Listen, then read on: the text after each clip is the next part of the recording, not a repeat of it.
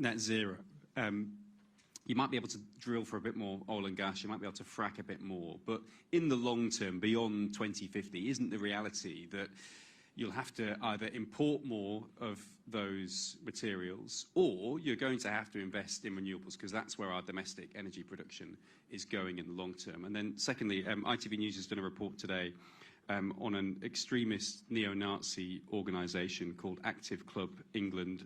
Some undercover recordings suggest that they're preparing for a race war. You want to be Prime Minister. What do you make of the extremist threat of groups like this, and what would you like to see the government do about it? Our long-term energy future, I have absolutely no doubt, is not in intermittent energy. Now, if there comes a moment when hydrogen actually can fit the bill, nobody will be happier than us. That'd be fantastic. You know, here we would have a clean energy, easy to produce. That'd be great. But I've been hearing about this for 25 years. We've made virtually no real progress at all. Our future is nuclear energy. I have absolutely no doubt about it. Our nuclear energy in Britain is way too expensive. I think nuclear energy in the Far East is about a third of the price of ours. Of course, you have to have appropriate regulation.